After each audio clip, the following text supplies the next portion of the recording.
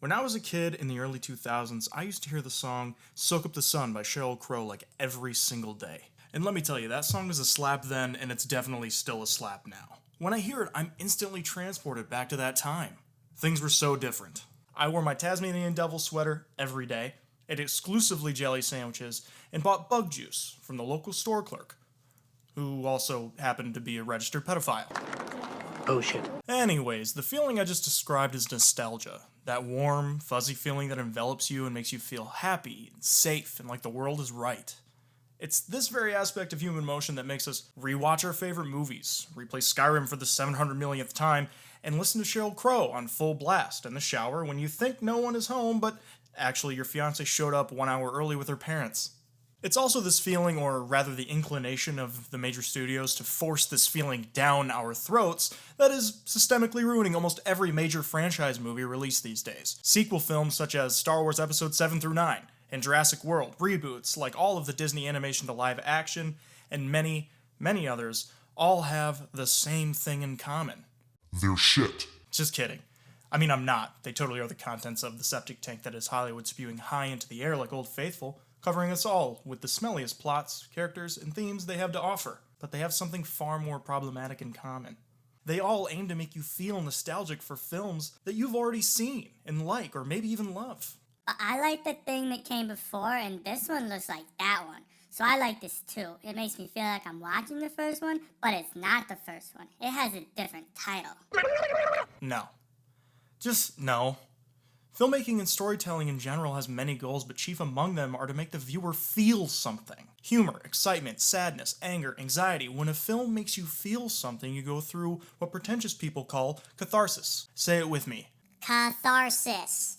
Catharsis is the release of powerful emotions leading to a feeling of relief.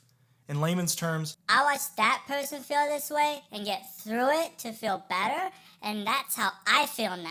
So, to reiterate, the point of making a movie is to make people feel something. It's not to make them feel like they did when they watched a much better movie that came before it. What? That's where these nostalgia films fail. The goal of the stories is to make you feel the way you did when you watched what came before. Exactly.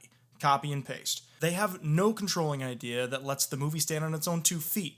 Look at the dumpster fires, for example. Did I say dumpster fires? I meant the Star Wars Sequel Trilogy. Shit, that always. The entirety of episodes 7 and 9 are just moments of sloppy writing with tone-deaf humor leading us from one moment of bringing back a character from the original trilogy that everyone loves to the next. Han and Chewie on the Millennium Falcon? Fuck yeah! Leia Organa running shit? Fuck yeah! Luke on an island getaway? Fuck yeah? These movies are nothing without their predecessors. Take away the original trilogy and these films crumble to ash. Not unlike me when I graduated from art school and saw my student loan balance. And don't even get me started on episode 8. This video will be 247 minutes long if I start talking about that pile of garbage. Jurassic World is another example of the soulless pursuit of nostalgia. A T-Rex fights a super T-Rex with the help of an army-recruited raptor, not because it does anything for the story. That happens solely to make people go, I remember those lizards from the first movie.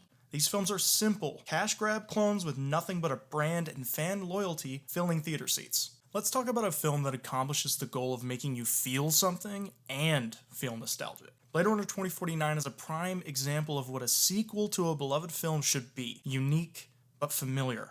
Not only does it continue the narrative, explore the theme of what it means to be human, and maintain the aesthetic look and feel of the original, it does so in a way that expands upon all of those aspects. The world of Blade Runner has changed in the years between the films, yet we believe these two films exist in the same universe. Tonally, the films are more like siblings rather than clones. It's because of these aspects and so many more that Blade Runner 2049 stands on its own 2 feet. Remove the original from existence, and 2049 stands strong. It accomplishes this feat by achieving the goal of making the viewer feel something.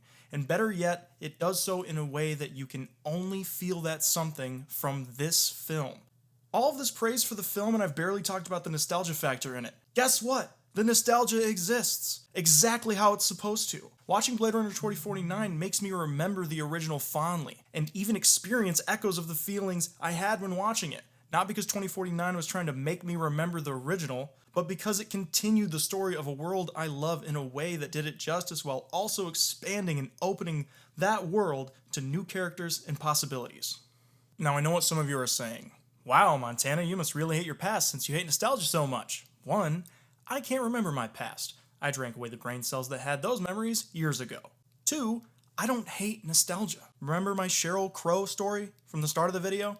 I love nostalgia. 80s music, The Elder Scrolls Oblivion, Back to the Future. When I get to experience these things again as an adult, I feel fantastic because they are things that I love and have loved since I was young. You know what doesn't make me feel that way? A remastering of The Lion King with less good performances and lackluster attempts at the iconic music. When I see things like that, I can't help but ask myself, why am I watching a thing hoping it'll make me feel the way the thing that came before made me feel when I could just watch the original thing?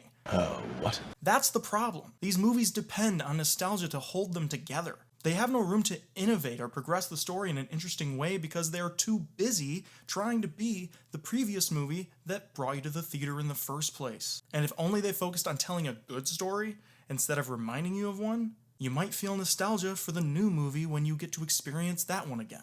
If you like the movies that I shat upon in this video, then that's okay. We don't have to agree, and you don't have to watch this video.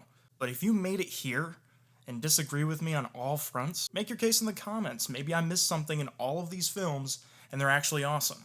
Although something tells me that is very much not the case. And please remember to subscribe and smash that like button.